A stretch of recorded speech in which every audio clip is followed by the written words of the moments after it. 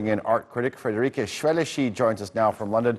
Friederike, how big of a deal is this to have a painting found on Facebook? Hello, hi. Thank you for having me, first of all.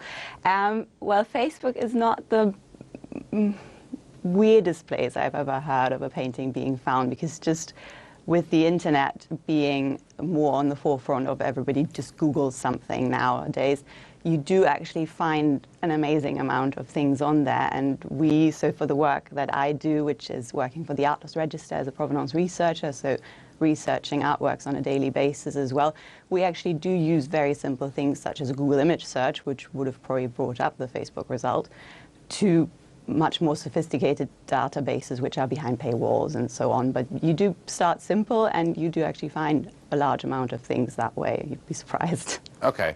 Gary Melchers, I'm not sure if I'm pronouncing that name right, but might not be sort of like the most recognizable name in the art world. But some of the paintings recovered via this sort of multi-national, international effort are those of much better-known, world-renowned painters. Walk us through some of the most impressive finds.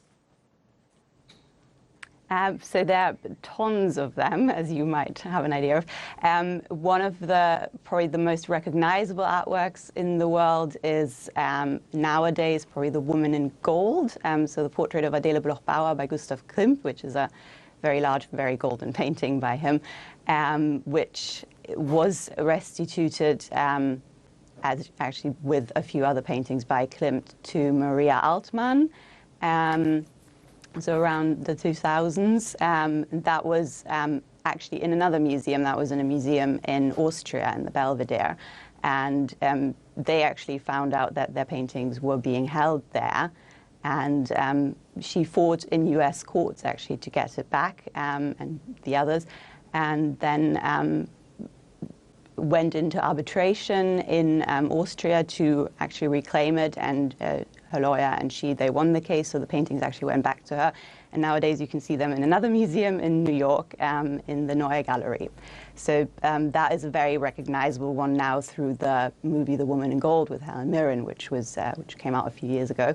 Another one, I would say, which has gained lots of sort of screen time through another scandal that came up, was The Two Riders on the Beach by Max Liebermann, which was found in the so-called the Gorlet treasure hoard also a few years ago, and it was widely publicized because it was very recognizable as an image, because it was also, again, it was online on databases.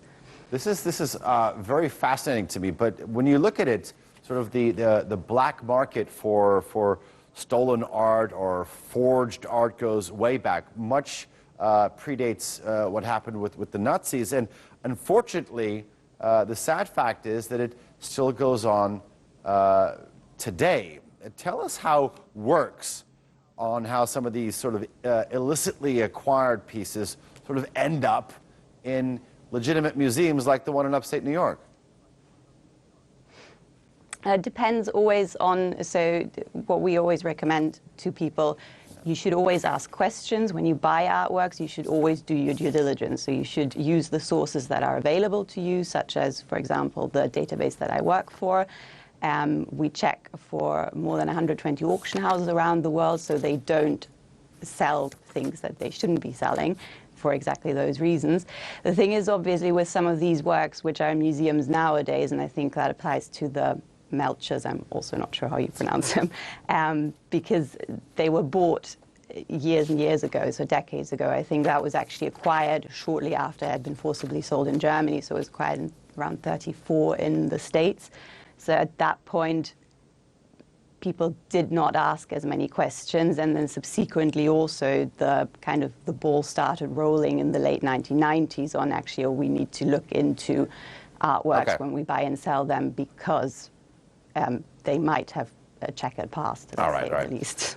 All right. Art critic Friederike Schwelle, thank you very much for joining us. I do appreciate your analysis.